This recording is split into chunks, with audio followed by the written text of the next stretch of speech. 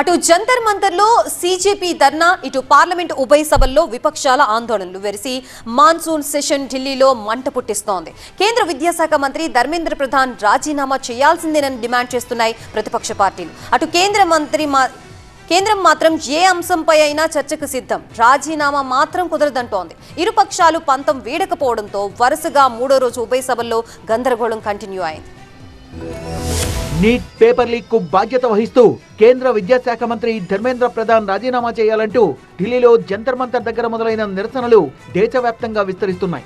Cockroach Janata party మొదలుపెట్టిన ఈ ఆందోళనలకు విపక్షాలు కూడా తోడయ్యాయి. పార్లమెంట్ లో వాయిదాల పర్వం కొనసాగుతోంది. కేంద్ర విద్యాశాఖ మంత్రి ధర్మేంద్ర ప్రధాన్ రాజీనామా చేసే వరకు తమ ఆందోళన కొనసాగిస్తామంటున్నాయి విపక్షాలు. విపక్షాలకు పోటీగా ఎన్డీఏ ఎంపీలు కూడా పార్లమెంట్ బయట ఆందోళన చేపట్టడంతో హైటెన్షన్ వాతావరణం నెలకొంది. సభలో నీట్ పేపర్ లీక్ పై చర్చించాలని ఎన్డీఏ ఎంపీలు నినాదాలు చేశారు. విద్యార్థులపై పోలీసులు దమనకాండకు పాల్పడ్డారని, వాళ్లకు ఆసుపత్రుల్లో చికిత్స జరుగుతోందన్నారు కాంగ్రెస్ అధ్యక్షుడు ఖర్గే. గాయపడ్డ విద్యార్థుల తల్లిదండ్రులు తీవ్ర ఆందోళనలో ఉన్నారని చెప్పారు. అందుకే ధర్మేంద్ర ప్రధాన్ రాజీనామా చేయాలని, ఆ తరువాత నీట్ పేపర్ లీక్ పై చర్చించాలని డిమాండ్ చేశారు.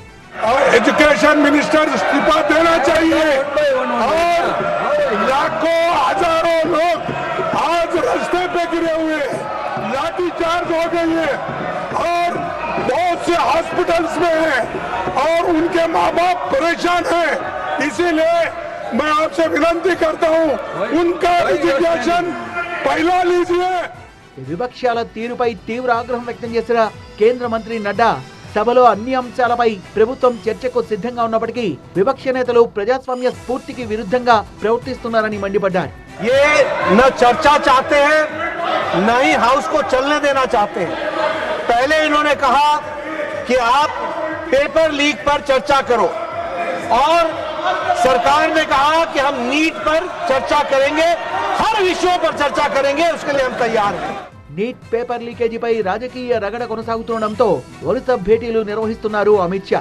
కేంద్ర మంత్రి జితేంద్ర సింగ్ తో పాటు లోక్సభ స్పీకర్ ఓం బిర్లాతో భేటీ అయిన అమిత్ షా భవిష్యత్ కార్యాచరణపై చర్చించారు.